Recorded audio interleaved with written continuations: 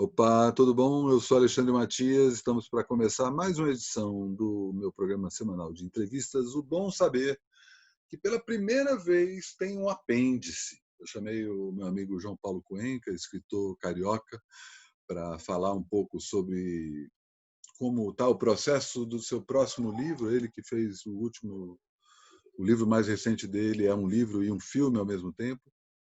E ele estava já trabalhando nesse novo filme num processo que, como ele explica até na entrevista, era meio semelhante ao processo de quarentena, quando veio a quarentena e ele acabou transformando esse seu trabalho num diário. Só que, no dia em que a gente fez a entrevista, e vocês vão perceber aí que quando ele entra, que a minha roupa muda, porque isso aconteceu antes, ele tinha tuitado um comentário que acabou, depois que a gente fez a entrevista, custando o emprego dele como colunista do site alemão Deutsche Welle. E, enfim, ele fala sobre isso como uma coisa isolada, que no fim das contas foi mais um aborrecimento e fez ele trancar o Twitter. E no final da entrevista, depois que eu me despeço, eu acrescentei um apêndice em que a gente falou aí já sabendo do que tinha acontecido. Ele contou a versão final dos fatos e a gente encerra a entrevista, que acabou sendo feita em duas partes por conta desse acontecido. É isso, estou encerrando essa parte aqui, mas ele entra comigo já já para começar a primeira parte da entrevista. Pronto. Me ouvindo? Foi? Foi. Te ouvindo. Maravilha, só colocar o cronômetro aqui para a gente não empolgar demais no papo. Como é que estão as coisas aí? Tudo bem? Dentro do Beleza. possível, né? Tentando ficar em pé. Falando em ficar em pé, já comentei aqui na abertura que você quase foi golpeado hoje, né? Passou por um sufoco ao simplesmente fazer uma paráfrase no Twitter. Pois é, bicho, é muito doido isso, né? É a segunda, terceira vez que me acontece isso, mas essa vez foi a que aconteceu mais rápido. Eu fiz uma paráfrase, eu vou até ler a frase original. A humanidade só será feliz quando o último padre for enforcado com as tripas do último rei. Que é uma frase que ela é atribuída muito ao Voltaire, ao Diderot, figuras ligadas ao iluminismo, né? Mas ela é de um abade, é de um padre, é um padre enfim, que é ateu. E aí ele escreve isso nos diários dele, o Jean Messier. E aí, cara, eu escrevi isso, evidentemente, botando o Bolsonaro e a Igreja Universal onde eles merecem. Não era um convite, não era um call to action, era uma paráfrase, como você falou. E eu já tenho muito desses perfis bloqueados por causa de outras histórias, mas assim, aí eu fui fazer outra coisa, tomar um café. Cara, meia hora eu volto pro computador, eu tenho centenas de replies e ameaças, assim, a minha integridade física, a minha família, a gente vai achar teu endereço, vai fazer um expose, coisas copiando a Polícia Federal, a Procuradoria da República, a família Bolsonaro, muito rápido. Eu fico muito impressionado com essa velocidade. Uhum. Bem, é simbólico que uma frase ligada ao iluminismo seja tão atacada agora. E a impressão que eu tenho é o seguinte: esses caras eles têm rodando aqueles programas de Twitter que você bota uma palavra e eles ficam em tempo real. Então, toda vez que alguém escreve Bolsonaro, deve aparecer. E aí E aí tem eles uma escolhem um coisa também alvo, cara. Não, eu acho que deve ter uma outra parada de contextualizar, né? Porque Bolsonaro todo mundo está falando. E aí, se é Bolsonaro matar ou variações disso, tem uma inteligência artificial para descobrir isso, Ou certamente. Bolsonaro verificados de esquerda. Eles devem ter listas. Com certeza, com certeza. Eles devem ter listas. Mas aí é o seguinte: aí eu tenho que bloquear todos os meus perfis, eu fecho o Twitter, fecho o Instagram, fecho ainda mais o Facebook. E é muito desagradável a sensação de ser, enfim, achincalhado pelas pessoas de uma forma tão violenta, né? Mas dessa vez, pelo que tu descreve, foi mais rápido do que das outras vezes, né? Muito mais rápido. Eu fiquei muito, Aham, muito impressionado. Muito aham. impressionado. As outras vezes demorou. Inclusive, outras vezes foi pessoas mais importantes deram RT antes, porque eu estava respondendo a uma deputada, aquela Bia Kix. Uhum. Ele foi mais rápido para perfis tipo Olavo e tal, mas demorou para ter tanto ódio na minha caixa postal e tantos replies horríveis, assim. Aham. Muito rápido. E provavelmente da outra vez tinha um elemento orgânico que aparentemente dessa vez não tem, né? Não. Quer dizer, eu acho que eles soltam os bots e aí os bots humanos vêm atrás, né? Aí tem uma espécie de... Tem um ato falho perfeito do Steve Bannon. Parece que quando ele fala do Bolsonaro, teve aquele esquema que eles jantaram, né? Com o Aham. Olavo e tal. E o Steve Bannon chamou o Bolsonaro de Botolini É muito numa bom isso. entrevista. É muito genial, né? Porque é o que ele é. É um bot com Mussolini. Aham, E aí aham. tem os botolininhos, entendeu? Aí Total. você lê, é um bot, mas é um bot meio humano. Tem uma mistura aí. É, mas a Incrível. impressão que dá, e cada vez mais que a situação política vai ficando mais apertada para o lado dele, é que o lado mecânico dessa, à medida que ele vai perdendo apoio humano de verdade, eles aumentam aí a amplificação disso. E no fim das contas, as redes sociais são basicamente isso hoje, né? Como é que Exatamente. Eu acho que ele tu... está muito, ele tá muito. Eita, travou? É bom, mas eu estou mais preocupado com o dia seguinte, Aham, porque os militares já ocuparam o poder e é isso. A gente vai ter que lidar com isso pelos próximos 10 anos. aham. Então, Bolsonaro caindo ou não, eu acho que ele cai. A gente não tá de boa.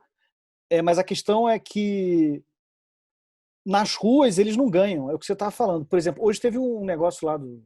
Estão defendendo o ministro, né? Cara, tem 12 pessoas, entendeu? Uhum. Mas só que aqui, na minha timeline, esse ataque parece que é o Brasil inteiro. Tipo, parece que. Pois é, eu te perguntar disso aí, essa coisa que você falar de sair das redes sociais, ter que tancar essa sensação ruim que você sente, é claro que estou guardando aí umas devidas proporções, mas é uma sensação de exílio, né? Que você tem que se separar da vida real e, assim, eu estou passando por um processo que é justamente sair das redes sociais de fato. Eu estou numa contagem regressiva que eu vou ficar só com o YouTube, o meu site e o e-mail. São as minhas únicas Nossa, maravilha. conexões com a internet. Não vou matar as outras contas, vou deixar lá, vou continuar vendo, mas estou vendo como isso é improdutivo, no sentido de como isso gasta o tempo da gente. A gente perde muito tempo com uma parada que, no fim, é uma distorção da realidade, e também alimenta esse pesadelo que a gente vive, né? Porque é muito comum você ver, fiquei alguns dias longe das redes sociais e parece que conseguia respirar, né? Sem Como é que falar tu que você lida com também não isso? está trabalhando para eles, né? Quando você É, está fora com das redes sociais. certeza, Porque a gente com está trabalhando de certeza. graça para essa galera há 10 anos, Pois é, pelo menos. pelo menos. O Imagina pessoal o tudo. quanto que os seus posts no Facebook e no Twitter e tudo que você impulsionou não deu de dinheiro para essa galera. Não, não só dinheiro, né, cara? O quanto de atenção às suas coisas, Atenção, relevância. todas as pessoas que deram like nas suas coisas gastaram o tempo delas contigo, que na verdade estava Uhum. sendo gasto com esses aparelhos, saca? Que é Total. cada vez mais claro que é totalmente enviesado, que tem sua parte de responsabilidade nisso, que a gente vai olhar para isso daqui a 10 anos e falar, caralho, a gente carregava o Big Brother no bolso. A gente ainda carrega, né? A pior distopia do George Orwell a gente conseguiu ultrapassar e é isso, né? Não está cercado por câmera, a gente está se filmando o tempo todo. Estamos aqui, eu e você, falando Voluntar, disso e se filmando, né? exatamente. Voluntariosamente. Pois é. Queria que tu falasse um pouco disso. Como é que tu vê essa coisa da presença digital e em relação ao teu trabalho e a tua expressão artística mesmo? Eu acho que durante um tempo, e talvez isso ainda aconteça, eu tentei usar essas redes como uma espécie de paráfrase de coisas mais permanentes. Por exemplo, um livro. Se você pega o meu último romance, o Descobri que Estava Morto, o meu Instagram de 2012, de 2013 até o 2016, quando foi o livro, ele é uma obra, quer dizer, não é uma obra, era um paratexto do texto, entendeu? Uhum, Ele uhum, dá um contexto. Então, eu tô citando lugares e coisas no livro que estão em diálogo com o conteúdo que eu já gerei, que está lá. uhum, Daqui a 100 anos, se algum estudante de literatura quiser estudar esse livro e ver como eu escrevi esse livro e sob que emoções e aí eu estou falando não só da temperatura política, mas de coisas mais pessoais, ele vai ter esse recurso. E isso uhum. é uma coisa que eu sempre tive na minha cabeça, de um jeito. Eu pensava assim, cara, penso nos escritores que eu gosto. Imagina se eu pudesse ler o Twitter do Lima Barreto. Lima Barreto devia xingar muito no Twitter. Quando ele tentou entrar na Academia de Letras Brasileira, não deixou. E aí ele saía do hospício lá na Praia Vermelha. E aí os círculos dos escritores não gostavam dele, evidentemente, porque são racistas, ele é negro. Mas imagina se ele tivesse um Twitter. E aí tivesse um arquivo lá que eu pudesse ver. E ele via, tuitava às vezes por dia. Então, por um lado, a gente está fazendo dinheiro para esses caras, e tem toda essa questão política, que isso é direcionado para a política, evidentemente, mas, por outro lado, você pode, em algum caso, estar criando memória. É quase que uma crônica muito, muito instantânea, tanto em fotografia quanto no Twitter. Então, assim, eu fiz isso desde mais ou menos... Puxa, eu acho que eu estou no Twitter desde 2006 Desde ou 2008. antes, né, Jota? Desde a época do blog tu já faz isso. Desde a época do blog. Saca? E aí, eu acho que assim, talvez esse modelo eu já tenha feito demais. Eu estou tentando fazer um detox não tão metódico quanto o seu, mas eu tenho tentado reagir menos, porque você, quando reage, você fica reagindo das reações, você fica ali no loop, e olhar menos vezes por dia. Tipo, tentar fazer um detox. Mas você tem Principalmente no horário, Twitter. assim? Sei lá, de tal hora até tal hora, ou é uma coisa mais intuitiva? É uma coisa mais intuitiva. Eu estou tentando acordar longe do celular, Boa. porque isso e ler alguma coisa de manhã, ou tentar escrever alguma coisa antes de pegar no celular, isso faz uma diferença brutal. E eu acho que depois que eu comecei a tomar... Eu estou fazendo tratamento de microdose de cogumelo, de psilocibina. E depois que eu comecei a tomar psilocibina, eu parei de usar tanto. Eu ainda uso, mas eu tenho a impressão que eu estou vendo menos notícia. Eu estou clicando menos notícia e eu estou vendo menos notícia, o que é muito bom. Eu nunca imaginei que eu fosse dizer isso. Mas, assim, hoje em dia, Mas é porque tem fazer uma uma dieta de parada. informação é interessante. Né? É que tem uma parada, eu acho que até o bolsonarismo acaba deixando isso mais caricato, mas a gente habita esse universo fictício do mundo da política, que não é propriamente a vida real, né? É uma representação de uma vida real e, tipo, essa caricatura, sei lá, o show business é isso, né? Enfim, todos os recortes, o mundo dos esportes. Você tem aí pessoas, celebridades, deuses e opiniões diferentes de pessoas que, tipo, são pessoas iguais a você, que se dedicam mais e ganham mais para fazer coisas que qualquer pessoa pode fazer. E acabam ocupando um lugar na nossa cabeça que é um lugar do imaginário, né? Do Sim. imaginário coletivo como um todo. E a questão do Bolsonaro, a distorção, a caricatura desse universo, acaba deixando isso mais claro. Né? Que a gente acaba esquecendo das coisas que estão mais próximas. Né? Aquela história de perceber que você não sabe quem são os seus vizinhos. Você sabe a escalação do time inteiro, você sabe o nome da banda de todo mundo, data de aniversário do teu escritor favorito, mas você não sabe nem o sobrenome do teu vizinho, saca? E isso tem um interesse político muito claro, né? E eu queria que Sim. fala um pouco sobre isso, né? Como as redes sociais acabam intoxicando esse nosso imaginário e a gente começa a falar da bobagem da vez, como talvez sempre Porque... tivemos feito na época da TV, sei lá. Só que agora é tudo hiperbólico. Né? Não, mas é diferente da época da TV e da época do jornal, porque você não estava na TV também, né? Você não se inscrevia dentro daquela mídia. Isso aqui é uma Hollywood em que a plataforma ela é absolutamente chapada. Tipo, a pessoa bota a fotinho dela no Instagram, é a mesma foto, é a mesma plataforma que a Rihanna, com não sei quantos bilhões de seguidores, vai botar, entendeu? Então, essa democracia da mídia, ela tem um lado maravilhoso, mas eu acho que pela concentração de mercado como isso foi arquitetado, o lado pior disso ele se manifesta mais, eu acho. E é muito doido, Matias, porque assim, a gente se conheceu numa época que, cara, a internet era muito legal. É legal ter essa conversa com você, porque a gente se conhece do final dos anos 90 e dos anos 2000. Isso. A internet era um lugar muito mais diverso, você entrava em muito mais sites diferentes, a sua lógica de navegação era completamente diferente. Você ia de um blogspot para um outro blog, para um site, para um lugar que tinha muitos textos, ficava lendo aqueles textos enormes. Eu tinha bookmark. Lembra? tinha bookmark, Eu tô tinha recuperando os bookmarks. Eu estou voltando a visitar sites, foda, né? Porque a gente não saca? visita mais site, né? Aí É tinha uma lista de coisa de outra discussão, época. Quem a faz gente não site hoje visita é quem mais. fazia site 20 anos atrás, É. saca? Daqui a Molecada pouco hoje vai é ter fazer um. aplicativo, fazer página no Facebook. É. Site é uma coisa quase artesanal. Exatamente. E aí, como concentrou em quatro coisas, né? Agora a gente fica muito afunilado. Então a experiência da internet, o que ela representa para nós hoje em dia é pura distopia. E na época, quando a gente começou com isso, não era. Uhum. Era incrível, era tipo, era encontro, era conhecer pessoas com o mesmo gosto, era conhecer um círculo de amigos, de jornalistas, de escritores, de músicos, de artistas. Eu conheci uma porrada de gente pela internet. A gente se Mas tem conheceu uma pela internet. parada, pois é, mas tem uma parada que é assim, isso não é tão velho quanto parece. Assim, você falando, final dos anos 90, começo Tem 20 anos, né? Pois é, mas essa sensação de internet começa a terminar há uns 10 anos, Sim, justamente com a ascensão das redes sociais. Na hora que as exatamente. Aí pessoas cagou tudo, né? param de ir para os lugares e as coisas começam a chegar para elas, né?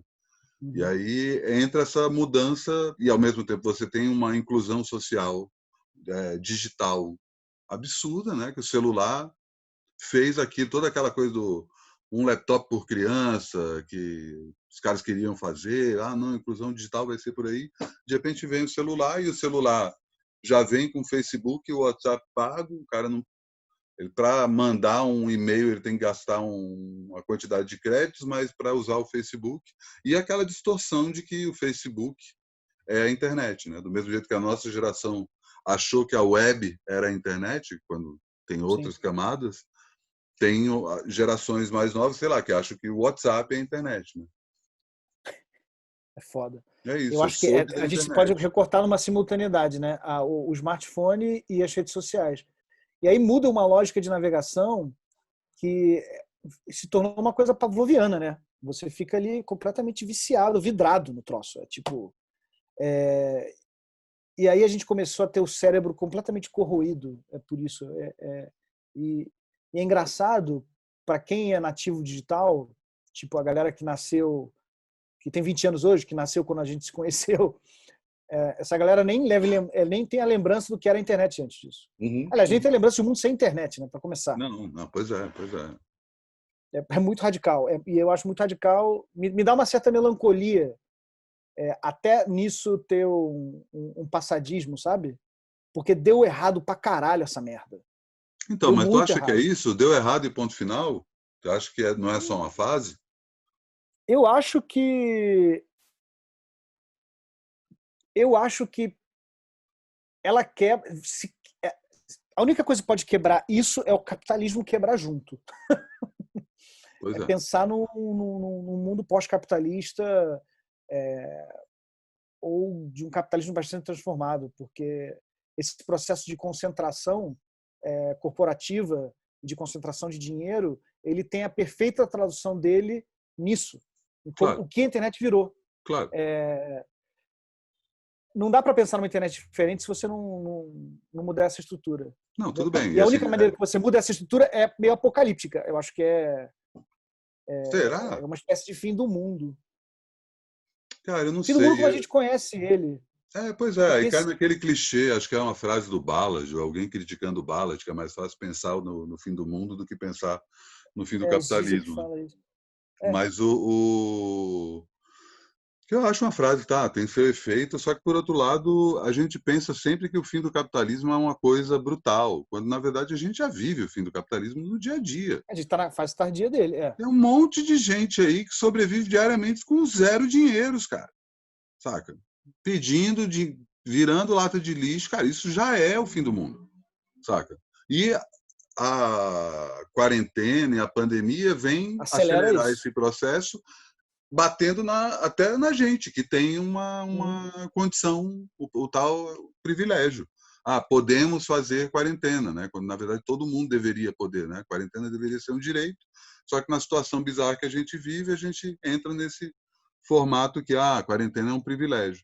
E até nisso a gente está repensando nessas coisas, saca? De Sabe, por que eu estou gastando dinheiro nisso? Todo mundo chegou num dado momento e falou assim, caralho, eu estou gastando muito menos dinheiro porque eu estou comendo menos fora e gastando menos com táxi, saca? Uhum. Com E comprando gasolina, menos sei lá. coisas em geral, né? Pois é, e aí é isso, assim, tipo, eu passei por uma situação que foi tão engraçado depois que eu passei, né? Porque na hora que eu senti isso, eu até senti um certo vazio existencial, que no final de um determinado dia, eu fiquei meio assim porque eu não tinha gastado nada. Não tinha comprado nada, não tinha pago nada, sabe? Não que eu fico gastando o tempo todo, Uhum. mas chegou no final do dia, eu comecei a sentir assim, não, tem alguma coisa que está faltando para o dia estar completo. Não, eu não comprei nada. Eu fiz tudo em casa, todas as coisas que eu precisava fazer já estavam aqui e eu resolvi. E é uma chave psicológica. E eu queria também, voltando para a questão da quarentena e da produtividade, eu queria que tu falasse disso do ponto de vista até desse teu diário que tu começou a fazer, no sentido que, bem ou mal, tu está aprisionando um imaginário dessa época, né? Você está escrevendo sobre isso de uma forma audiovisual. É a primeira vez que tu faz isso? É a primeira vez que eu faço isso desse jeito, porque Porque os vídeos são. o livro e o filme também tem um pouco disso, né? Tem, Só que eles mas não são tão cruzados, né? são cruzados, mas assim, porra, cinema é outro processo, né? Cinema, Uhum, tipo, demora anos para conseguir dinheiro e tal, e aí, enfim, tem um tempo de maturação muito longo. Eu acho que esses vídeos e o que eu estou escrevendo agora tem uma urgência. uhum, Eu nunca botaria esses vídeos na rua se a gente estivesse passando por uma quarentena. uhum. Eu nunca exporia certas coisas se a gente estivesse passando por uma quarentena. Por quê? Que eu acho que isso dá uma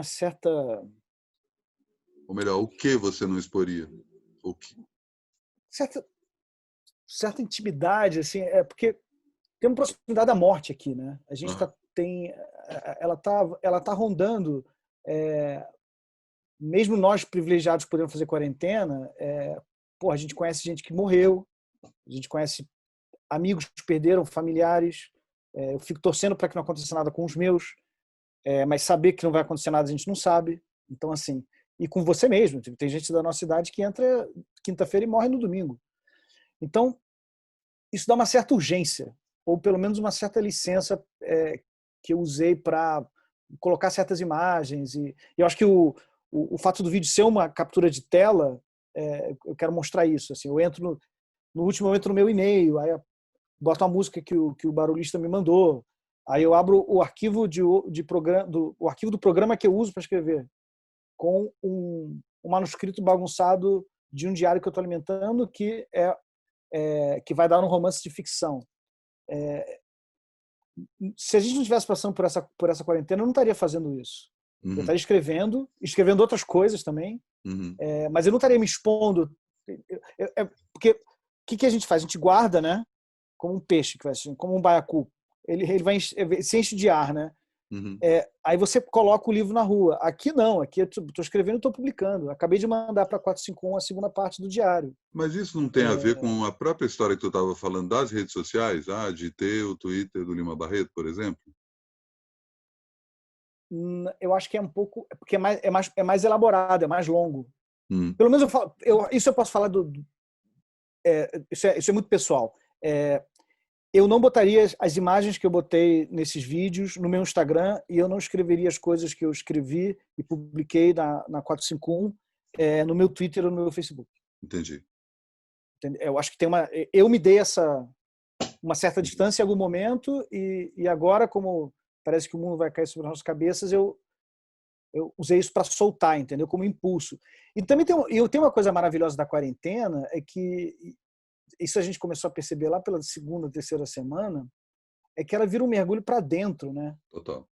É como se fosse não sei, vai ficando mais íngreme, mais íngreme, mais íngreme, você vai caindo para o passado, né?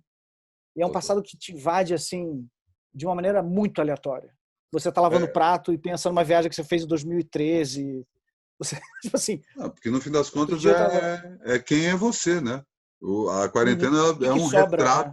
um retrato estanque que a gente não sabe quando vai acabar de você em 2020.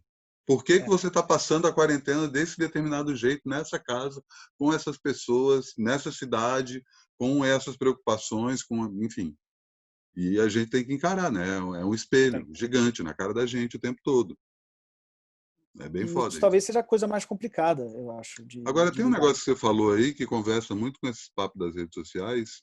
Sei lá, uma analogia que eu sempre faço em relação, até falando essa questão aí do capitalismo e tal, que eu acho que as redes sociais são equivalente ao shopping center da internet, que é a rua, né? Na hora que você entra num shopping, né, você não sabe se é dia, se é noite, todas as lojas, por mais que elas vendam coisas completamente diferentes, elas têm a mesma cara, obedecem às mesmas regras, né, uma cor padrão. E as redes sociais acabam fazendo isso, né? E quando você coloca o teu diário num site, parece que você está fazendo fora do shopping, principalmente pelo Fica fato de você não colocar isso nas redes sociais. Tipo, não, aqui eu estou num lugar que a choldra bolsonarista não vai chegar, porque eles nem sabem que isso aqui existe. Eles não vivem fora desse shopping center romeriano. Cara, essa analogia é muito perfeita. Eu não tinha pensado nisso. É isso mesmo. Tô É, fazendo, como, tirando as pessoas desses lugares, né? é que você Automático. cria um refúgio. É, Tipo, você está super aberto com pessoas que vão entender a tua abertura ali, saca? E eu acho que o sim. principal, não sei como é que é o caso da 451, não lembro. Mas eles têm contador de like? Não.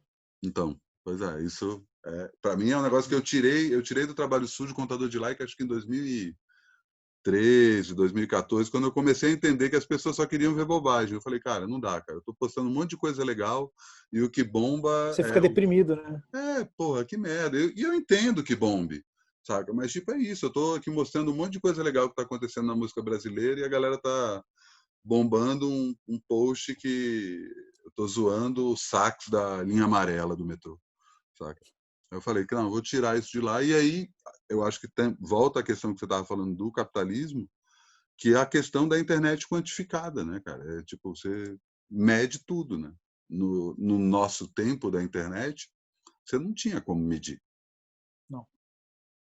Não, e era o status estava mais ligado ao fazer artístico mesmo, tipo, as pessoas admiravam você pelo teu texto, não pelos likes, é o que você está falando, tipo, Uhum. pô, eu gosto do que esse cara escreve. Ah, se 6 pessoas leram, Você não tinha ou como 6 saber. mil, eu não sei, e eu vou te dizer um negócio, acho mais legal que menos pessoas tenham visto, porque é mais exclusivo. A gente era índia assim, Total, tinha isso. tinha isso, tipo, quem saiu um pouco o Siri que saísse um pouco do balde, era meio que mal visto, até 2000 até 2010, 2009.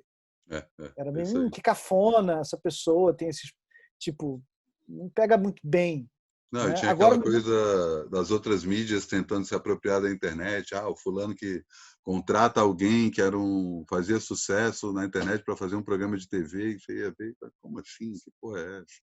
Não funcionava. Agora, não voltando para o teu funcionava mesmo. diário, isso tem data para acabar? Não. Está em aberto.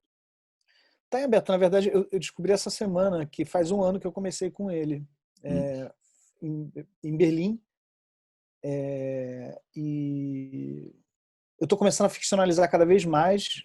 Já comecei a inventar coisas em Berlim e aqui em São Paulo comecei a inventar e distorcer. E eu acho que no meu livro A Quarentena Dá é uma coisa muito diferente do que ela vai dar. Então tem um jogo aí que eu quero fazer. O diário, então, vira um livro. O diário vira um livro. Você já está Vira um livro. pensando nesse processo Já, simultâneo. Aham. já, já. Eu estou considerando esses diários como adiantos de um romance em progresso.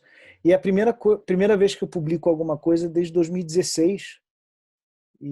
Porque, na real, eu fiquei quase 4 anos sem escrever ficção, sem escrevendo colunas e roteiros e tal, mas nada que eu considerasse, isso vou botar no livro, sabe? Aham. Por uma série de motivos. E, enfim, e aí eu voltei. E tá me fazendo bem às vezes. Mas isso sempre estava claro na tua cabeça. Você está escrevendo um livro e o diário é uma espécie de teaser online do livro. O Sim, livro é um livro tradicional. sim. Quer dizer, eu não sei até onde vão essas implicações. Quando você fala a palavra tradicional, porque eu posso de repente tentar contar ele com imagem também. Posso tentar fazer um filme relacionado a ele, enfim. Mas Não, ele tem. exatamente. Eu quero que ele seja poroso. Eu falei tradicional de propósito mesmo, porque eu acho que a gente, virada de século, tem essa coisa de olhar muito para o século XXI com a cabeça do século XX, né? E Sim. ainda pensa em disco, ainda pensa em filme, livro, sabe? Esses formatos que, tirando o livro, programa de TV, programa de rádio, né? É tudo invenção do século passado. E a gente já tem as ferramentas para esse século, né? Não, total. E elas, inclusive, podem ser. A gente deveria corromper, ou tentar corromper as redes sociais nesse sentido. Eu já dei essa ideia, eu tive essa ideia há uns anos e eu nunca consegui fazer, mas eu queria escrever um romance de ficção nas redes sociais, em que os personagens tivessem perfis, em que fossem, pensa nos 12, e, e que eles interagissem entre si, que eles se casassem, brigassem, enfim, eu teria que usar atores, né? Porque tem que ter foto, imagem. Uhum. Então já vira um romance com imagem, uma fotonovela, talvez. Mas se for E aí o cara, pensar em o cara termos tá de... desabafando no Twitter, o outro não sei o que lá, e aí criar uma ficção com perfis. É em tempo Isso é real, caro, né? É em tempo real, pode ser em tempo mais real. barato que cinema, vai. É mais barato que cinema. É mais barato que cinema. E é esse o meu ponto, assim, saca? É uma coisa que, tipo, tá, eu tenho certeza que você não foi a primeira pessoa a pensar nesse tipo de coisa, né? Muita gente já deve, inclusive, ter feito isso naquela época. Lembra dos ARGs, né? Uhum. Alternate Reality Game, né? Que continuavam séries e tal, tinha muito isso.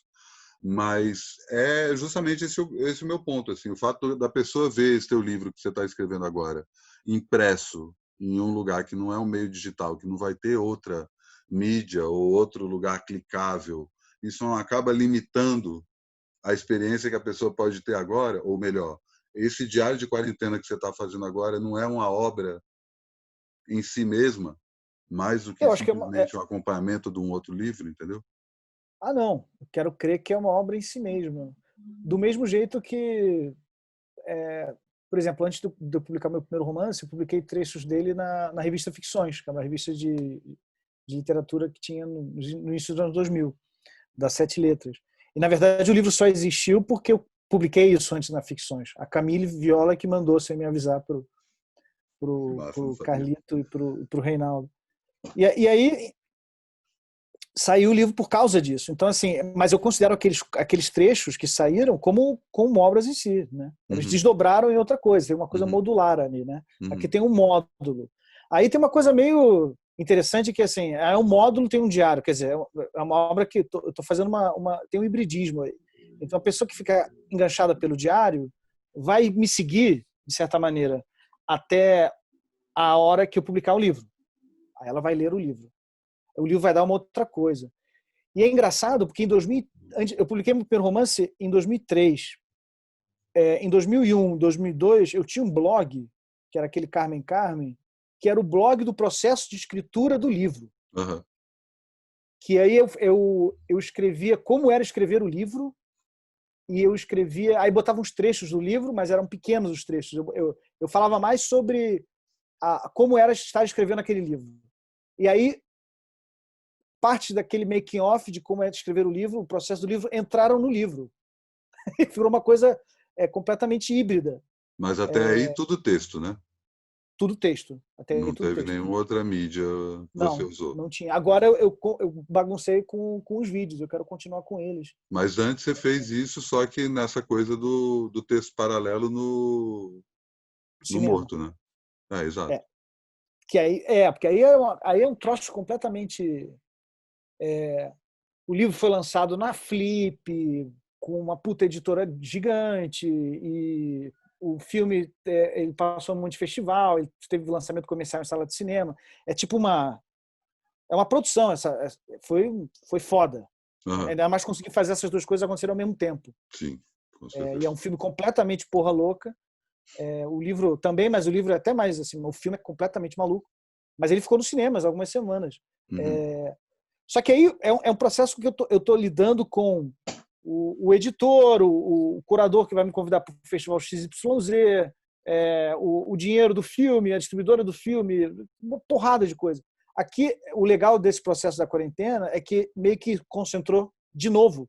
Então, de certa maneira, eu voltei a 2001, 2002, quando eu estava fazendo aquelas coisas, abrindo um processo de criação. Agora eu estou abrindo um processo de criação com imagem também. Mas tudo depende de mim, né? Tudo sou eu.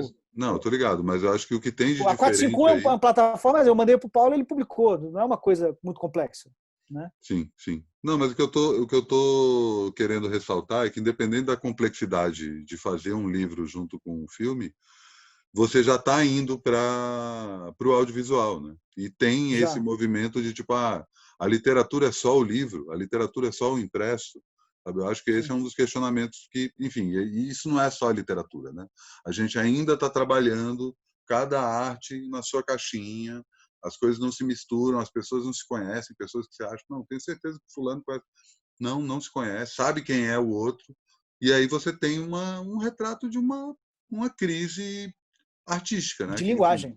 exato, De exato, linguagem. pois é, Eu pois acho é. que a literatura tipo, puta, é muito conservadora. Eu Uhum. estou fazendo agora eu tô fazendo um mestrado na USP em teoria literária e literatura comparada.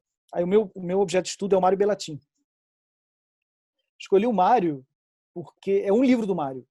É um livro do Mário que ele foi convidado pela Universidade do México para dar uma conferência sobre o escritor preferido dele. E aí ele foi lá e inventou um escritor. Ficou 1 hora falando do Chique Nagaoka. E aí recebeu muitos pedidos de entrevistas sobre o Chique Nagaoka, deu as entrevistas e tal. Aí anunciou que escreveu uma biografia do Chique Nagaoka. Escreveu uma biografia que vem com um apêndice de fotos. E publicou. E na época saíram resenhas do livro como o gênero biográfico, um livro de não ficção e tal.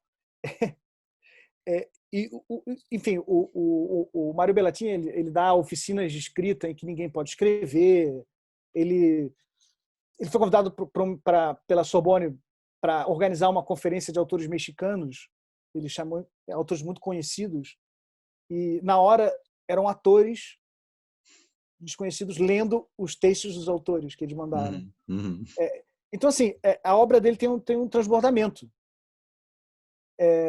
que me atrai muito como que eu quero fazer como objeto de estudo também. Entendeu? Por isso que eu escolhi o Mário. E, de certa maneira, de um jeito meio desorganizado, eu tenho tentado fazer isso, eu acho. E aí Teve cai aquela nessa... porra louquice também de 2012, que eu fiz aquela série maluca com a Tatiana Salim Levy e o Miguel Gonçalves Mendes, que eu fui para a Ásia, fiquei 2 meses lá. E era uma bagunça, era, tipo, passou no Canal Brasil, era completamente louco. E é uma coisa que, assim, para um escritor é muito maluco. O meio literário, tipo assim. Porra, bicho, Uhum. na época que eu comecei a aparecer na televisão para fazer comentários de cultura e tal, era meio, porra, era a mesma coisa que me pega bem, entendeu? Uhum. A literatura ficou uma coisa lá no século XIX, eu acho. Pois é, pois é. E é engraçado dar uma quebrada nisso, né? Uhum. Então, Não, e tem esse elemento aí que tu também brinca com isso o tempo todo, que é essa, que também está junto dessa história das redes sociais, que é a diferença entre realidade e ficção, né? Tu tá o tempo todo trabalhando nessa fronteira, que é uma das principais fronteiras da arte hoje, né? Não só da literatura especificamente. Né? enfim, é por isso que aí a gente chega no... É por isso que, de um jeito não irônico, eu acho a Taylor Swift tão espetacular. Sim. Porque Então ela tá. conseguiu Então vai, fazer vai. isso, Conte aí. Defenda a Taylor Swift. porque ela conseguiu fazer isso em escala global. Ela transformou a vida dela numa performance. E os namoros dela saem nos tabloides, depois ela escreve músicas sobre esses namoros, e aí os Sim. tabloides reproduzem as músicas, e você não sabe direito se ela está namorando aquelas pessoas porque ela quer ou porque ela quer escrever uma música sobre aquilo, e a vida dela inteira vira uma performance. Esse filme é maravilhoso, que saiu no Netflix, porque até os momentos mais íntimos, de câmera tremida e tal, cara, ela é uma figura espectral. Ela é uma artista o tempo inteiro, entendeu? Ela não tem Uhum. verdade por trás. Não Não, tem e nada. agora, Tira a ela máscara, está contra a supremacia branca, né? Querendo derrubar. ainda botou essa pátina na performance dela, que agora ela é política, bicho. Ela tweetou outro dia contra o Trump, foi o tweet dela mais retweetado da história. Pô, tô achando maravilhoso. E ela Mas tem isso não 30 é. anos. Todos os artistas não acabam nesse lugar? Acabam, mas eu acho que Ela está numa hipérbole, né? Ela está num lugar que é ela é tipo. hipérbole. Isso que você está. Por isso que eu acho Essa absurdo. descrição dela, para mim, não é muito diferente da descrição, sei lá, do Kanye West. Né? Eles É, estão exatamente em lugares parecidos nesse sentido. mas eu acho que a escrita dela é ainda mais autobiográfica, mais colada na experiência dela, mais factual. Uhum, Tipo, os uhum, fãs tem aqueles sites, eles ficam buscando as referências de coisas que aconteceram, de uhum, escândalos, de tabloide e tal, nas letras. É muito colado. uhum. Acho que ela faz essa autoficção de um jeito mais próximo à vida dela e ainda mais espetacular que todos os outros. Por isso que eu coloco ela num lugar importante. Aham. Não vou falar mais da Taylor Swift. Tá bom. Não, mas já deu um bom espaço. Mas ainda nessa questão. E a Anitta, hein? Que a Anitta Putz, também está cara, passando por esse processo de politização, né? E mas ela acabou de manda ser mal exposta magistralmente pela Ludmilla, né? Numa uhum, aula de conteúdo espetacular. audiovisual, né? Que a Ludmilla ali, Cara, pô, outro dia alguém escreveu no Twitter esse esposo da Ludmilla é mais bem editado que o filme do Queen. E é mesmo. E é por aí. total. Cara, eu acho a Anitta, putz, eu queria tanto gostar. Eu queria gostar de real, até porque, por causa da origem dela, Furacão 2000 e tal. Mas eu acho que ela errou tanto e continua errando, entendeu? Uhum. E hoje em dia eu acho que é só um produto mesmo. Não Pois é, tem, mas não tem substância ela nenhuma. separa a vida real, a Anitta de verdade, da Anitta Menos, exibida. É agora diferente. ela tentou fazer uma coisa que a Taylor Swift fez no penúltimo disco. Ela criou uma conta de Twitter Exposed, né? E usou isso para divulgar um vídeo em que ela tá com umas serpentes, ou seja, agora ela é má. Uhum, Então ela pegou uhum, aquela coisa do Léo Dias para falar que ela é má agora. aham, Não sei o que é. Mas tudo fica muito fabricado, entendeu? Eu não acredito em aham, nada que ela fala, em nada que ela posta, eu não acredito nada que vem dela. E aham. eu acho que tem uma coisa que é pior do que tudo isso. As músicas são muito ruins. Eu acho que a Anitta e a Pablo, com todo respeito, conseguiram provar que no Brasil você pode ser um artista de sucesso sem um refrão. O último refrão bom da Anitta, que eu acho bom, é o Show das Poderosas, que é uma coisa que deve ter uns 15 anos, sei lá, Não, o Show dos Poderosos acho que tem 8 anos. É 8 anos. 2012, 2011, eu acho. Mas, enfim, Bicho, mas é eu isso, acho, faz eu 10 acho, anos. eu não consigo. Eu acho a Ludmilla muito mais interessante. Agora a gente tem que tomar uma posição, né? E quem você acha que no Brasil hoje está fazendo arte nesse lugar aí que você está investigando agora? Que você, pô, tira o De chapéu. autoficção, Autoficção e essa coisa de transgredir barreiras de linguagem, né? De não, tô nem falando só de escritor, né? Tô falando de artista como um todo. Me vem isso, eu tô só para jogar uma história uhum. que eu sempre queria comentar, tipo, e o Caetano? O quanto aquilo é autoficção? O quanto que o Caetano está realmente apurrinhado com a Paula Lavigne enchendo o saco dele? Ou os dois estão fazendo aquilo juntos? Não, vamos fazer esse papel aí. Putz, aquilo eu acho tão vergonha alheia. Eu acho aquilo bom. É, é legal você falar do Caetano, porque, por exemplo, eu tenho escutado muito o Charly Garcia. Uhum, O Charly Garcia é a terceira figura mais importante da Argentina, o terceiro argentino vivo mais importante. Tem o Maradona, o Papa e o Charly Garcia. uhum, E o Charly Garcia, estava tentando fazer uma comparação. O Charly Garcia é um Arnaldo Batista multiplicado pelo Cazuza, que toca piano que nem o Guilherme Arantes, o Raul e, Seixas também, né? e o Raul Seixas, e que ficou 40 anos sendo relevante. Uhum, E fazendo loucuras na imprensa, loucuras, a ponto de ter pulado do 9º andar de um prédio, e filmaram ele pulando. uhum, Assim, ele fez coisas e tá vivo ainda, né? E caiu na piscina, né? Caiu na piscina, é muito maravilhoso. Aí eu tava falando dessas coisas, um amigo meu argentino começou a me mandar umas coisas de MPB e tal. Eu falei, cara, os artistas no Brasil se respeitam demais. Até o Caetano. O Caetano tem essa coisa mais ousada, mas até hoje em dia eu acho que ele já meio que ele voltou a tocar violão. E nem falar dos outros, que meio que se cristalizaram muito rápido. Então a música brasileira ela tem um componente que eu acho que falta reinvenção aos artistas. O Caetano, ele é disparado dos grandes, o que mais fez isso melhor, e talvez seja por isso que eu gosto mais dele. Toda a fase mais recente aí do C, Abraçar. Maravilhoso aquilo. E como a gente conseguiu ver aquilo, e as pessoas cantavam Você é rata demais comigo, e a Paula Lavigne estava lá, e a gente achava que ela tinha escrito aquilo para ela, porque eles se separaram, e depois eles voltaram. Foi meio Taylor Swift isso aí que ele fez. Então, pois é, mas eu acho que o Caetano sempre foi isso, né?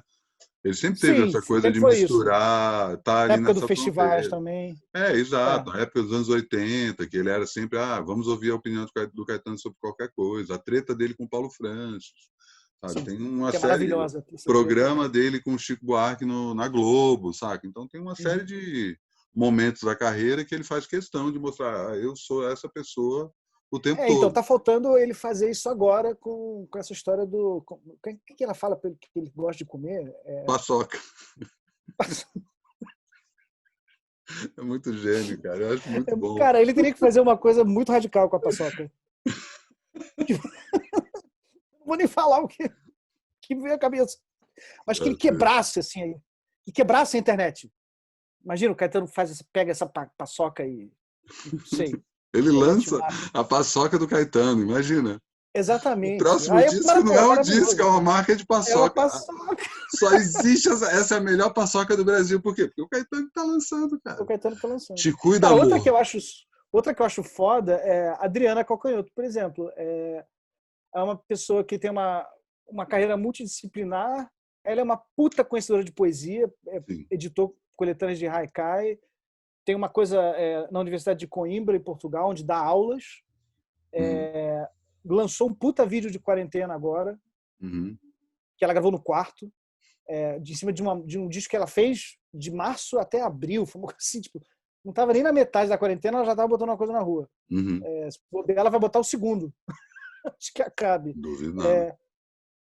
E ela teve a coisa com as crianças também, do Partim-Pim e tal. Eu acho ela muito, muito viva e muito disposta a arriscar e sair. E outro ponto da Adriana, sempre se posicionou politicamente, e aí cai em outra questão também que eu queria ver contigo, né? Como a arte acaba ficando em cima do muro, né? E tipo prefere, é claro que de um tempo para cá, né? À medida que teve o golpe, ficou fácil, né? Pois é, né? Exatamente. Mas ainda tem gente que não, calma lá, né? A Anitta, né? Virou meio que a própria essa politização da Anitta para mim é o exemplo disso. Mas tem essa questão da gente ter vivido aí um período traumático, né? A gente não só está vivendo isso agora, como esse processo já tem lá seus 5 anos, e não só a música, né? Mas a cultura como um todo teve um papel importante à medida que as coisas foram apertando, né? E as pessoas foram começando a se posicionar politicamente. Isso aconteceu realmente. Eu era uma pessoa que eu comprava muita briga em cima de contra quem não se posicionava. Eu já estou fazendo isso, bicho, desde... Cara, a primeira coluna que eu escrevi para um jornal que me mandaram uma carta de ameaça foi em 2004. Eu escrevi sobre a chacina de Vigário Geral no Rio de Janeiro. Então, assim, eu estou brigando já faz um tempo com a galera. Tipo, porra, em 2013, o Brasil era convidado em Frankfurt, que é a maior feira literária do mundo. E os professores estavam apanhando na rua, no Rio de Janeiro. Eu tive a ideia de passar um abaixo-assinado, passei um abaixo-assinado. Teve escritor que não assinou, teve escritor que pediu para tirar o nome. Hoje em dia, todo mundo assinaria. A questão é a seguinte, é muito legal A gente fez isso, eu fiz isso, tá lá. Inclusive, registrei essa porra dessa briga com a imprensa carioca e com figuras da imprensa carioca num livro. Mas a questão é, adiantou alguma coisa, Matias? Essa é a reflexão que eu faço. Uhum. Eu não faria diferente, porque eu não conseguiria fazer diferente. Mas a questão, adiantou alguma coisa? Isso está mudando a cabeça de alguém? Existe um meio-campo onde eu possa apresentar essas ideias e as pessoas serem convencidas por elas? Não, e é sempre Para um mim não embate, existe né? mais. Para Pois mim não existe mais, é sempre um embate. Então, assim, eu vejo nós falando para o próprio espelho há pelo menos uns... Começou em 13 e é tipo há uns 5, 6 é o anos. golpe, Assim. né? É o período do golpe. É o período do golpe. Aí foi... E aí eu fico muito... É desolador, completamente desolador. E o que eu acho mais complicado é que essa parada toda tem um componente literário muito forte, ou antiliterário, que é o filho da puta do Olavo de Carvalho. E o outro do Leandro Narlock. E a editora Record. E o editor da editora Record, que eu esqueci o nome dele. Como é que é Andreasa. o nome dele? Andreasa, isso. Num país que não se lê, num país que é conhecido pelo seu índice de leitura, a gente está falando há pouco da Argentina, cara, você ter 2 best-sellers. Primeiro, o Olavo distorce a filosofia ocidental para chegar no ponto proto-fascista dele, um troço completamente absurdo, que nenhum editor sério publicaria. Nenhuma editora grande em nenhum outro país do mundo publicaria isso.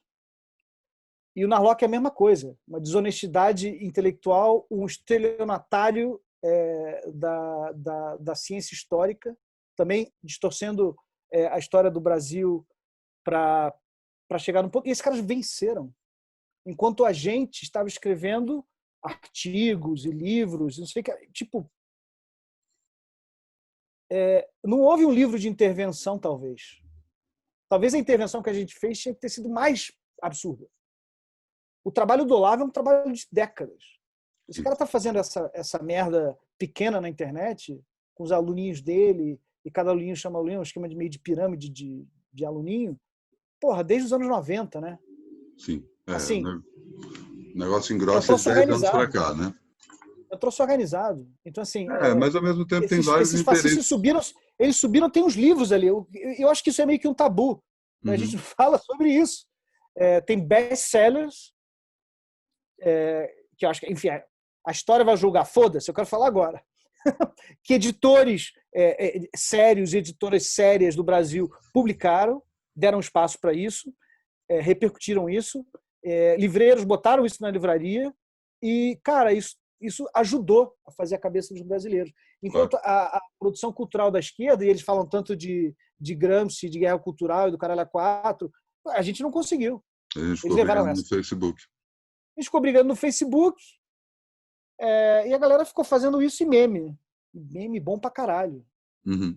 A gente também perdeu a guerra do meme. Total. Então, assim, eu questiono, faria igual? Faria. Compraria essas brigas igualzinho. Mas, assim, putz, será que valeu? Será que mudou? Será que eu virei o voto de alguém com as coisas que eu escrevi? Acho que não. E aí tem outra coisa que é horrível, Matias, que é assim, então... E aí as pessoas meio que sabem, elas sabem que elas não vão mudar nada, nem a opinião de ninguém, e aí elas estão fazendo isso meio que na inércia para sentir um pouco melhor. Total. Para sentir um pouco melhor, como aquele verso do Rambo, para sentir um pouco melhor que as pessoas que eu desprezo. Então, assim, é como se fosse um banquinho, mas não é um banquinho para eu falar e as pessoas ouvirem. É só um banquinho para me tirar um pouco de peso. Eu fiz Não, e pior do que isso, né? Toda a máquina do lado de lá conta com isso. Totalmente. Saca? Eu fico, o que caralho a gente vai escrever que seja um perigo? Depois eu escrevi uma coisa que foi meio perigosa, meia hora os caras Mas assim, é uma besteira, isso não vai mudar nada. Sim. Mas o que é perigoso real? Esse que eu escrevi foi perigoso para mim. Claro. Ainda é, porque O que meu é print está subversivo, né? circulando aí. O que seria subversivo e o que seria perigoso para esse cara, para esse governo? Quando a gente teve o golpe de 64, e vamos aqui considerar que o golpe já foi dado em 2016, Sim, com certeza. a primeira fase do golpe do regime militar, ela foi uma fase de coexistência pacífica entre 64 e 68, completamente pacífica. O pessoal O Castelo Branco era um escrevia no Temer, né? jornal, Marcelo Branco era o Temer, o Coni escrevia no Rodrigo. jornal, o Chico fazia o show lá no Teatro Opinião, aquelas porra toda. Quando foi que começou a ficar perigoso? Quando teve uma conexão entre os sindicatos, os trabalhadores e os artistas. Via música popular. Aí começou a ficar perigoso. Esses caras estão fazendo a cabeça do povo. Aí você tem a fase do AI-5, né? E depois você tem outra fase de cooptação de artistas via Embrafilme, que aí já é o sistema meio que se desmontando, né? Sim. Mas é interessante pensar nisso. A própria Globo. A própria Globo. Assim, as pessoas falam, porra, vão te censurar, vão te prender porque eu estou escrevendo essas coisas aqui, estou xingando o Bolsonaro, toma cuidado. Bicho, eu só tenho que tomar cuidado quando eu for perigoso para eles. Eu não sou ainda. Total. A gente não é. Então, assim, como fazer para ser? Como você consegue chegar? Consegue? A gente é central nesse processo histórico? Eu acredito que, infelizmente, ou infelizmente, não. Eu acho que não. Não é. A gente pode levantar bola, às vezes. Sim, é isso. Isso é uma coisa que vem da periferia, uma juventude preta, jovem, outra parada, outra linguagem. Eles vão craquear a porra toda e eu vou, ajudar no que eu puder. Tem essa história dos aplicativos de delivery, né, cara? Eu acho que tem uma coisa aí sendo montada que na hora que aparecer alguém para fazer o iFood desses caras e falar assim, vem aqui que eu vou te pagar melhor, você vai poder comer e todo mundo vai usar. E aí, de novo, volta àquela questão que eu estava te falando, que isso não é esse exemplo especificamente não é o fim do capitalismo, mas ele já vai mais para o fim do capitalismo do que o colapso do sistema. A partir do momento que você tem um iFood da Zona Sul, por exemplo, de São Paulo, que vai só entregar para uma galera e não tem uma liderança global, não tem o CEO morando em Miami, sei lá, e pagando direitinho as pessoas, isso é um equivalente a um sindicato, né, cara? Total. E aí fica perigoso, né? Pois é. E aí chega exatamente nessa questão. Eu realmente acho que a gente não tem... O nosso papel é muito mais amplificar e registrar do que propriamente mudar alguma coisa. Acho que a gente não tem força política para isso. Não. E nem deve ter. Porque, e eu escrevi sobre isso recentemente, a última vez que teve essa união entre intelectuais universitários brancos e o operariado, que é o ciclo do Lula, foi um ciclo bem sucedido em muitas coisas, mas não foi no cerne da questão, que é direitos civis. Direitos civis. Essa galera vive na lei Jim Crow, durante o Lula, durante a Dilma. Total. Sendo mortos e tendo a casa invadida por policiais, numa ditadura que para eles perdurou e continua perdurando. Então, assim, esse governo arquitetado por brancos de classe média, é legal fazer esse recorte, cagou para isso. Assim, cagou. A reforma das polícias, o último cara de esquerda que fez alguma coisa séria, concreta, uma ação concreta sobre isso, eu acho, na minha humilde opinião, foi o Brizola, lá atrás, quando o Brizola proibiu a PM de subir no morro. O Brizola entendeu que a guerra às drogas é um pretexto para criminalizar a população pobre e negra e periférica da porra do país. Então, assim, como é que eu desmonto isso? Tá proibido, não sobe o morro. Subir o morro para matar criança. Foda-se, tá vendendo cocaína? Foda-se. Não tem problema vender cocaína, vende cocaína no mundo inteiro. O mundo inteiro tem gente vendendo cocaína, entendeu? Total. E o Brizola foi achincalhado pela Globo, entrou numa lista negra, inclusive da imprensa, inclusive da esquerda, inclusive de uma... Enfim, Eu acho Virou que sinônimo de cocaína, né? virou sinônimo de cocaína. Olha só que foda que você me lembrou agora. Virou sinônimo de cocaína. Pois é. Estorvanilzinho e tal. Porra, é foda, né? E o cara tava, enfim, tava vendo uma coisa que hoje em dia se fala mais ou menos. Uhum. Porque também é, a descriminalização não andou nada, né? Mas ele pensou só o conceito dos CIEPs, né, cara? E o cara tem o Darcy Ribeiro ali do lado dele, saca? Porra, é absurdo. É um negócio que você olha assim e fala, cara, não acredito que em plena ditadura o cara conseguiu fazer isso, né? É, E por... começar isso e como isso foi cortado. É, Muito pela TV Globo. sim, sim, com certeza, com Fez certeza. uma campanha de difamação do Brizola, tipo, monstruosa numa época em que a mídia era muito concentrada e tinha muito dinheiro para fazer isso e acabou com a carreira política do Brizola, Uhum, basicamente. uhum. Então, assim, Loucura. não é nós, né? Mas voltando aí para a tua quarentena, tu teve algum processo interrompido? Ou esse livro você já estava fazendo, esse livro que o diário, que virou o diário, você já estava fazendo? Já estava fazendo. Foi curioso porque eu nunca escrevi diário. Uhum, Nunca tive esse hábito na minha vida. Escrevi diário do Corpo Presente, era um diário sobre escrever um livro. Era um diário sobre escrever um livro. Era uma coisa focada. Não era um diário de acontecimentos. Hoje uhum, eu fui em tal lugar, vi tal pessoa, vi tal show.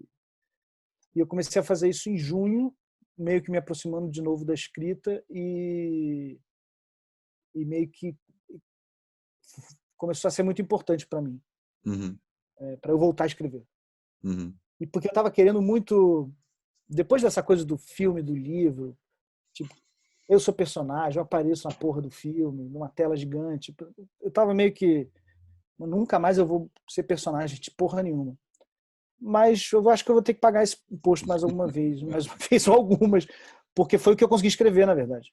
aham, Um livro que a gente escreve acaba sendo um livro. Eu tenho outras ideias de livro que eu até já vendi para editoras que me pagaram adiantamento e que eu estou uhum. devendo, porque eu não consegui escrever. E são livros que até poderiam fazer mais sucesso e vender mais que esse, mas eu não consegui escrever ainda por incompetência. Então, é muito foda isso. Às vezes você tem que simplesmente fazer o negócio que você está conseguindo fazer naquela hora. Aham. E quando entra a quarentena, então, você já entrou meio que nesse Pois espírito, é, eu né? já estava embalado. Foi muito louco, né? Porque para mim já estava natural escrever o diário. Eu já estava Uhum. escrevendo. Tipo, Aham. eu voltei da Alemanha, escrevi sobre isso, escrevi da chegada em São Paulo, enfim. Aí foi meio que já estava no fluxo. E sem perspectiva de quando acaba isso, mas você tem perspectiva sobre Queria o acabar até o final quando? do ano, cara. Tá. Eu queria acabar até o final do ano. O meu sonho mágico seria publicar isso esse ano ainda.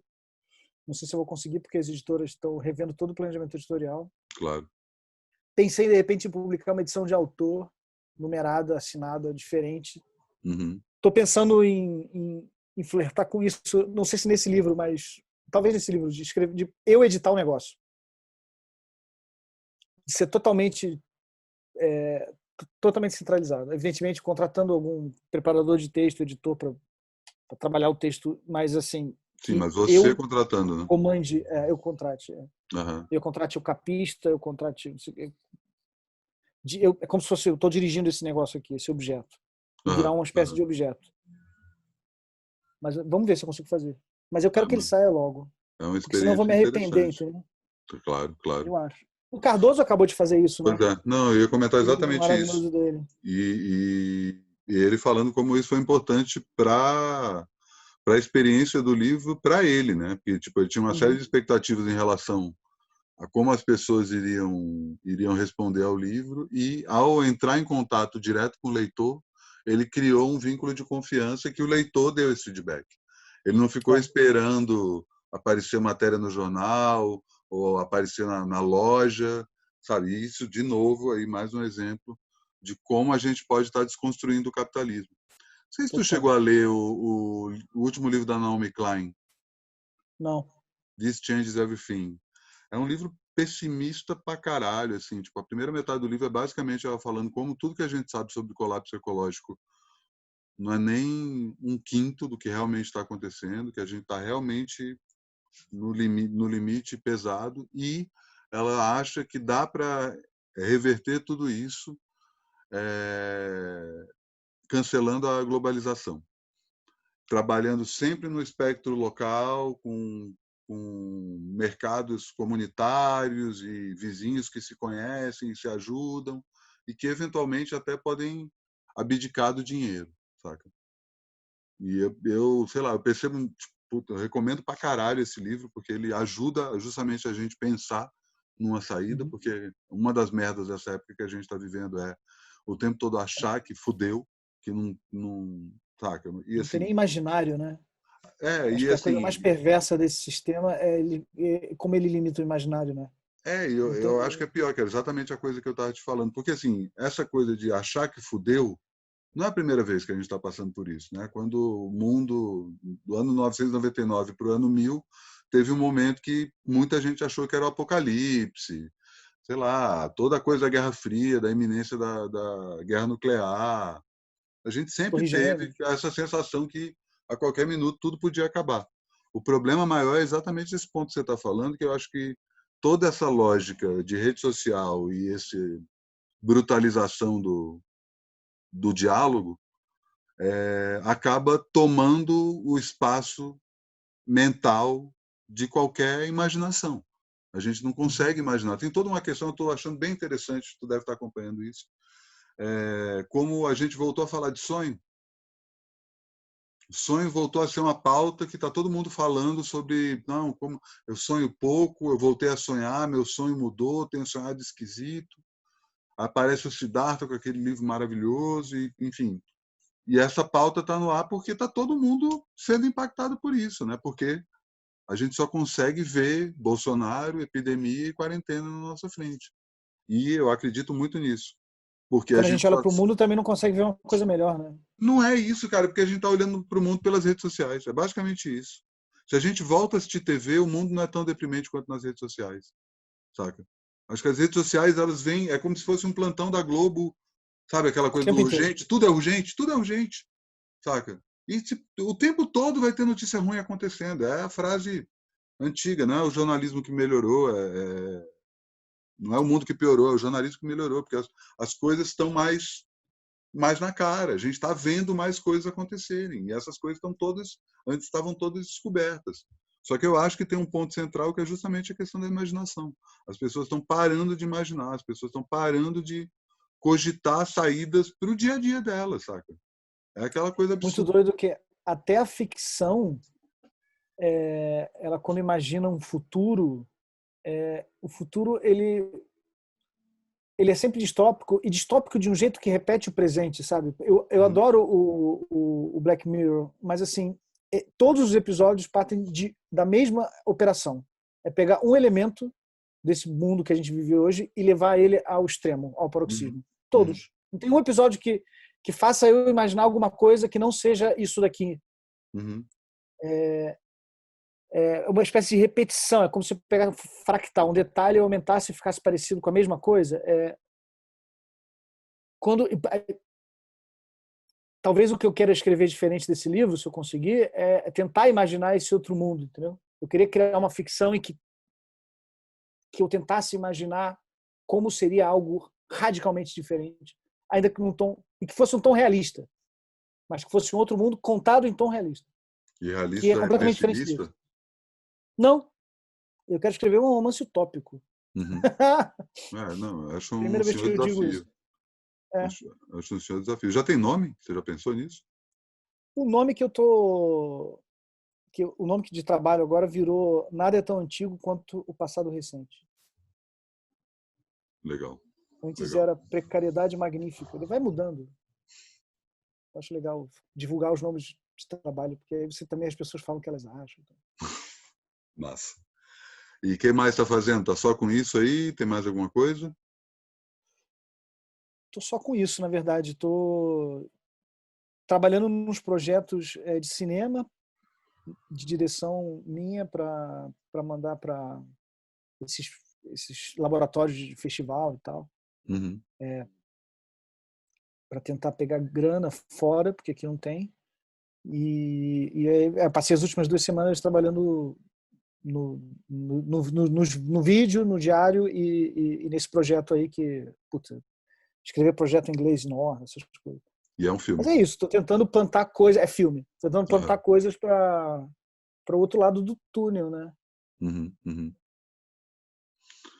Pô, maravilha. Acho que deu para dar uma bela geral aí. Porra, Pô, tô obrigadíssimo, curioso aí cara. para Uma honra. ver como é que esse livro se materializa, né? E acompanhando esse diário. E também nas redes Valeu. sociais, enquanto estarei ainda nas redes sociais, né? Mas enfim, vamos Enquanto falando. estivermos. Obrigadão Valeu, aí. querido. Até já. Obrigadão. Falou. Bom, é a primeira vez que isso acontece aqui no Bom Saber, que a gente tem um apêndice da entrevista da semana, justamente por uma coisa que a gente achava que era só um mal-entendido, um contratempo pesado na internet em tempos de bolsonarismo, que não foi só isso, né? Conta aí, JP. Pois é, Matias, a gente teve nosso papo maravilhoso, né? Que a gente falou sobre tantas coisas legais e agora eu estou tendo que gravar esse apêndice aqui. Na última vez que a gente se falou, eu te contava de uma repercussão desproporcional e injusta de uma sátira, de um tweet que eu tinha feito em cima de uma frase do Jean Meslier, uma frase iluminista, uma frase atribuída ao Voltaire, uma frase ligada aos ideais da Revolução Francesa, né, da separação do Estado, à Igreja e a nobreza, né, e as famílias. Uma frase que simboliza a autonomia do povo em relação ao poder, né, uma frase republicana. E essa frase, enfim, eu sofri um backlash gigantesco e eu achei que ia ficar por aí, né? Quando a gente conversou, eu ficava muito impressionado com a reação orquestrada desses grupos, né? Desses grupos milicianos virtuais, milicianos na vida concreta do mundo. E tinha acabado aí, né, Matias? Tinha assim, os caras encheram o saco, tive que fechar minhas contas. E, bicho, eles foram até a Alemanha, começaram a escrever para a Deutsche Welle, que era o órgão de imprensa, que é um órgão de imprensa estatal alemão, um dinheiro do Estado alemão, para onde eu colaborava, e pediram a minha cabeça e ganharam a minha cabeça muito rapidamente. Foi em questão de horas. Eu recebi um e-mail da Deutsche Welle na quinta-feira, dizendo que me perguntando se eu tinha recebido aquilo, se eu tinha escrito aquilo, eu expliquei o que era aquilo e depois E você ofereci escrever escreveu uma isso coluna no no seu tweet, tweet. como um tweet, Pois um é, não tweet foi na anti-acha. coluna. Não, foi no tweet, era uma sátira. Depois eu explicava de onde é que vinha aquele pensamento. É uma frase que já foi utilizada 1 milhão de vezes por diferentes movimentos de esquerda e de direita. Uhum. Aquilo tinha fins de sátira, aquilo é uma metáfora, aquilo não é um chamado à ação, como eu falei da última vez que a gente se falou. Mas, enfim, dada a repercussão, eu me ofereci para a Deutsche Welle para escrever uma coluna sobre isso, explicando, dando um contexto histórico dessa frase. Ofereci escrever uma nota de esclarecimento e eu fui sumariamente demitido e, pior, demitido com uma nota criminosa que me imputava um crime, né? Crime de discurso de ódio, e eu não cometi esse crime. É. Então, tem uma consequência judicial. Eu vou processar esse órgão Uhum. e eu vou ser processado segundo o filho do Bolsonaro, publicamente minha noção de processo, segundo fonte que eu tenho dentro da Igreja Universal de Reino de Deus, eles estão prometendo me processar.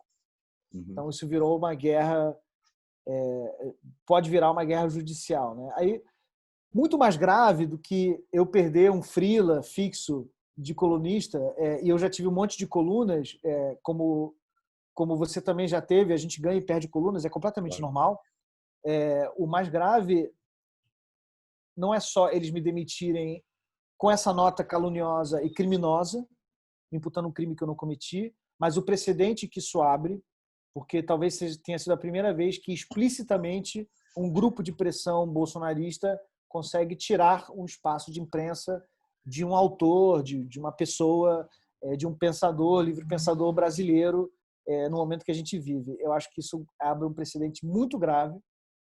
Eu fiquei muito feliz com o apoio que eu recebi de editores, jornalistas, escritores, acadêmicos, pessoas especialistas em discurso de ódio. Teve um cara que escreveu uma tese de doutorado, um professor de direito, sobre discurso de ódio. Falou, cara, o que você escreveu não se enquadra em discurso de ódio. Uhum. Eu recebi apoio de muitos lados. Evidentemente, a horda bolsonarista ela é mais ruidosa, então eles ficam ali xingando. É numa lógica muito de manada e de sempre é um bullying, né? Mas assim, eu vou te falar que eu sou uma pessoa muito pessimista, Matias. Eu não sou. Tô ligado. Isso me surpreendeu, entendeu? Isso me surpreendeu. Eu não achei que eles conseguissem, que a organização deles chegasse num órgão de imprensa alemão e que eles conseguissem coagir a Deutsche Welle. Que, para quem não sabe, a Deutsche Welle é a BBC da Alemanha. É a empresa estatal. Mas eles têm escritório aqui. Tem a Deutsche Welle Brasil, mas, na verdade, o escritório da Deutsche Welle Brasil é em Bonn, é na Alemanha. Ah, Então, entendi. isso me Você surpreendeu. estava colaborando desde quando lá? Desde setembro, outubro do ano passado. Ah, começou no ano passado. Tá. E estava sendo bacana, enfim. Eu acho que eu vou para outro lugar, mas, de novo, isso é muito mais grave do que o meu caso pessoal, né? Claro. Essa coação, ela mostra um exemplo, ela dá um exemplo muito ruim para essas pessoas, para elas acreditarem que elas podem fazer isso, né? E dá um exemplo muito complicado para o nosso lado também, né? Porque foi muito impressionante, uma das coisas que mais me impressionou nas últimas 48 horas foi depois que a Deutsche Welle se posicionou dessa maneira, como essas pessoas elas se empoderaram ainda mais e como elas começaram a coagir e a ameaçar as pessoas que estavam ali me apoiando. Porque eu decidi abrir meu Twitter de qualquer maneira, já que a coisa estava tão grave. Claro. Eu achei melhor abrir mesmo, e eu abri. E aí qualquer pessoa que escrevesse uma coisa a meu favor é como se fosse um enxame, um ataque de baratas, de vermes. É uma coisa muito violenta. Então, assim, eu acho que a nossa resposta tem que ser não recuar. Claro. Não recuar. Tipo, a gente não vai recuar. E essa gritaria só representa uma coisa para mim: esses caras estão perdendo. Eles estão desesperados, eles precisam se arrumar, eles precisaram ir até mim, que sou um escritor num país de não leitores, para inventar qualquer coisa que tirasse o foco do revés gigantesco que eles tiveram essa semana, que foi a prisão do Queiroz. Que é o principal elo da família presidencial com as milícias, a família miliciana presidencial com as milícias que mandaram assassinar, entre outros, Marielle Franco. Então, assim, eu consigo enxergar isso dentro desse contexto. Claro, então, quando o Eduardo Bolsonaro fala que vai procurar assessoria jurídica para me processar, bicho, eu acho que essa família, eles deviam estar preocupados com outro tipo de processo, né? Claro. Isso é uma cortina de fumaça. E é todo um teatro, exatamente. É todo um teatro. Um teatro para chamar a atenção para o outro lado. E assim, tem um lado aí que é pessimamente irônico, né, o fato de ser uma empresa pública alemã. De todos os países, de todos os formatos, sabe? Se você estivesse trabalhando na CNN Brasil, saca? Tudo bem, é uma empresa privada, é os Estados Unidos, tem essa paranoia do discurso de ódio. Mas, tipo, porra, a Alemanha, em que essa paranoia do discurso de ódio existe e é trabalhada com lupa, os caras distorcem as coisas desse jeito. Mas eu ia te perguntar uma coisa, tu já acabou meio que respondendo. Você abriu a sua conta e vai continuar nas redes sociais, né? Vou. Não tem jeito. Essa intimação é também para fazer com que você pare de publicar. Né? Então, isso foi uma coisa que eu senti muito essa semana, em meio que em tempo real. Assim, eu comecei a ser perseguido no Twitter, eu fechei o meu Twitter. O que acontece quando você fecha o seu Twitter? O seu post perde alcance, você não pode ser retweetado, né? E aí, 2 dias depois, eu reabri. E aí foi um caos, está sendo um caos. Cada coisa que eu escrevo é um caos, mas eu não vou fechar mais. O Instagram eu fechei porque aí eles pegam fotos, eu acho que é um pouco mais pessoal do que o Twitter. Mas o Twitter eu não quero fechar de novo, não. E na verdade é isso, eles estão urrando porque eles sabem que estão perdendo. Eles estão perdendo. E em relação à Deutsche Welle, houve evidentemente uma pressão muito forte, eles devem ter sido muito bombardeados, e, a meu ver, houve um julgamento muito equivocado. Muito equivocado. Até porque eu me coloquei em 2 e-mails diferentes, de uma maneira muito aberta. Eu posso escrever uma coluna esclarecendo já que foi tão polêmico, esclarecendo essa sátira, esclarecendo de onde vem essa ideia, o que ela representa. Ela é uma metáfora que fala muito mais sobre a separação da igreja e da nobreza ao poder republicano do que eu não quero que as pessoas sejam enforcadas, eu não estou pedindo para que ninguém seja enforcado, nem a frase original tinha esse sentido, e muito menos a minha apropriação da frase. Eu me coloquei à disposição de fazer isso, de escrever uma nota, e fui sumariamente demitido, e pior, demitido com uma nota dessas. E aí que tá, a Deutsche Welle agora, ela vai ter que lidar com esse apoio que ela está recebendo. Ela vai ter que lidar com esses novos leitores que ela ganhou. A impressão que eu tenho é que pode ter sido uma reação precipitada devido ao volume, né? Talvez. Que eu acho assim, que comparar, eu não faço a menor ideia como seja a rotina da Deutsche Welle e qual o impacto que ela tem no jogo político brasileiro, né? Eu sei que, enfim, tem um impacto, embora seja pequeno, como os principais veículos europeus que têm filiais no Brasil, né? O El País, a BBC, por melhores que eles sejam, eles não têm o impacto de uma Folha, de um Globo, né? Mas a impressão que dá é que os caras nunca lidaram com uma resposta tão massiva e aí, no susto, acabaram tomando essa decisão.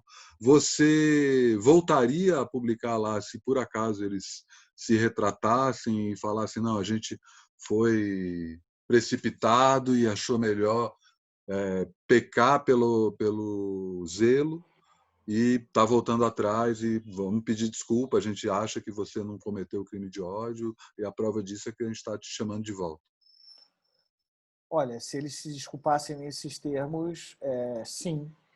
Mas Tá. eles teriam que escrever em cima dessa nota que eles soltaram enfim, eles teriam que se retratar. Não acho que isso vai acontecer. Eu acho que eles tomaram uma decisão que meio que não tem volta. E muito triste essa história toda.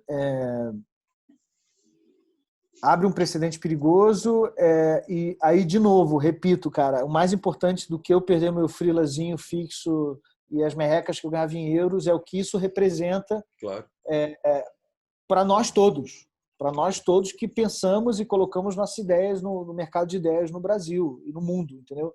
E o fato deles terem ido na Alemanha é bem complicado. É bem complicado. Eu entendo a polêmica de uma frase dessas colocada no meu Twitter pessoal nesse momento.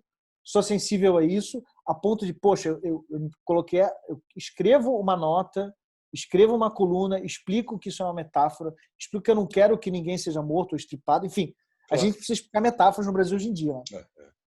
Então, assim, eu explico. Me coloquei, eu tenho esses e-mails guardados, entendeu? Porque agora isso virou um caso, né? Claro. E eles foi sumário, foi um troço muito violento. E fazendo isso, me deixaram, botaram a minha cabeça na boca desse leão, né? Na verdade que é um gatinho que tenta grunhir um pouco mais alto, mas assim, eles me deixaram ali, né? Uhum. Era de se esperar que houvesse algum tipo de solidariedade, ou de pelo menos o nosso colunista, ele é nosso colunista, ele escreveu uma coisa um pouco polêmica e teve uma resposta, vamos dar espaço a ele, né? Claro. Para que ele possa se explicar e esclarecer isso, porque evidentemente ele não é um fascista. Fascistas são eles. Claro. Fascismo é o bolsonarismo. E a Deutsche Welle, não só nas minhas colunas, mas em outras colunas, em outras reportagens e entrevistas, sempre lembra isso, de que o bolsonarismo é um movimento fascista. Sim, então, assim, esse tiranicídio, que essa citação ela alude a um tiranicídio, eu estou fazendo isso em chave de sátira, usando uma citação muito antiga, mas assim, a ideia básica é que existe uma resistência civil ao tirano. Se a própria Deutsche Welle publica artigos de opinião, entrevistas e matérias em que ela mesma enquadra o bolsonarismo como um movimento fascista, certo? Aham. É meio estranho que eles tenham tido essa reação que inscreve eles do lado dos fascistas. Claro, claro. Não, e te colocando numa situação, porque assim, é uma empresa, né? Uma empresa pode te demitir a qualquer minuto sem precisar dar Normal. explicação. Poderiam Sabe? ter me Tipo, demitido normalmente. O poderiam risco ter que você vai falado assim, ó, não ter. gostamos da forma como você está se postando publicamente, estamos te desligando por isso. Pronto, Normal. está Ia resolvido, ser, não, ia, não ia vai para o ser, campo jurídico. ia ser triste, eu ia ficar chateado, eu ia me Claro, sentir coagido. Eu poderia falar entre nós assim, cara, eu fui coagido, que merda, eu fui censurado, rolou uma pressão, mas eu não teria um caso jurídico, porque eles não claro, teriam me imputado um crime que eu não cometi. claro. Então, assim, o principal é a nota, não é a Aham, demissão. aham. A gente é demitido toda hora, cara. É Tipo, isso tem uma aí. hora que o editor te cansa, porque você é polêmico, porque o chefe dele pediu a sua cabeça, porque Ou não tem você vai grana, né? Que é o contra. mais Ou porque não clássico, tem né? grana também. Não importa, eles podiam falar qualquer coisa. Claro. Mas eles me demitirem com uma nota, aí a coisa fica mais complicada e vira um caso muito maior do que seria. Então, acho Aham, que, além de tudo, foi uma decisão executiva muito equivocada nesse sentido, porque eles ganharam uma atenção e um escândalo que eles não ganhariam se eles simplesmente tivessem me desligado. claro, claro, com certeza. Foi muito ingênuo, entendeu?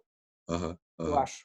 E, ao mesmo tempo, isso acontece, como você frisou aí, na semana em que o caldo entorna para os caras, Torna feio, né? que as organizações Globo começam a se referir a simpatizantes do bolsonarismo como extremistas pela primeira vez, né, quando prenderam a Sarah Winter. Ela não foi mais taxada de ativista, e sim como extremista. Tem o Jornal Nacional da quarta passada, que é uma coisa muito taxativa, né, muito didática para explicar para a população o que aconteceu, coisa que não tinha acontecido, mesmo na saída do Moro.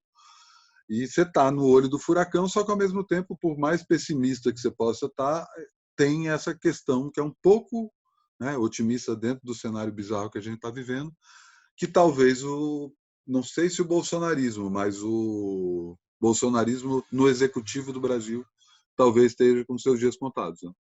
Sim. Você E acha cada isso vez também? mais eu acho que está com seus dias contados, eu acho que existe um acordo em progresso que, que, que, que é um contrapeso dessa ação de cassação de chapa. Eu acho que está uma coisa na mesa aí de. A gente não caça chapa, mas você entrega a cabeça da família numa bandeja e tem uma solução Mourão em curso. E eu acho que essa gritaria toda, esse xingamento todo contra mim, é meio que uma reação também a isso. Olha que loucura, né? Claro, claro. A família presidencial tweetando contra uma citação do século XVIII do James Lier, de um escritor que tem, sei lá, 30 mil seguidores. Tipo, uma coisa completamente desproporcional. Claro, claro. Mas isso tudo é timing, né? Aham, com E o certeza. timing mais infeliz é o timing da Deutsche Welle. E isso fica marcado. Eu acho que isso eu odeio quando as pessoas, Matias, falam assim, a história vai saber de que lado você estava. Eu acho isso uma cagada, porque na história a gente vai estar morto, tá? Eu acho uma merda.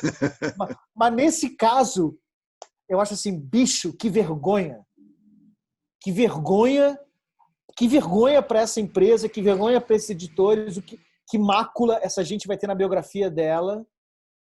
Eles terem soltado a minha mão dessa maneira e me exposto aos urubus, me jogado dessa maneira vil, mentirosa, pusilânime, criminosa às piores milícias fascistas brasileiras em 2020, nesse momento e nessa semana. Isso Baixar, nada vai apagar. baixar a cabeça para o bolsonarismo. Baixaram a cabeça, abaixaram a calça também. E no momento em que o bolsonarismo está cada vez mais fraco. Mais fraco, exatamente. Bom, é uma má notícia, mas, ao mesmo tempo, a gente conseguiu recapitular essa história. Espero que os desdobramentos não vão para muito além disso. Mas, enfim, bom saber que você continua tweetando e é o que você falou. Já já alguém te chama aí, você volta a publicar e as coisas seguem seu curso. É isso, Isso. bicho. E o nosso Valeu, papo foi tão Zócio. maravilhoso, né? Foi tão Não, mais legal do que a e conversação. continua sendo, né? Enfim, estamos em 2020, não dá para esperar que tudo esteja Só bem, né? É isso. Obrigado, querido. Obrigado a você. Abração. Até a próxima. Valeu. Até já.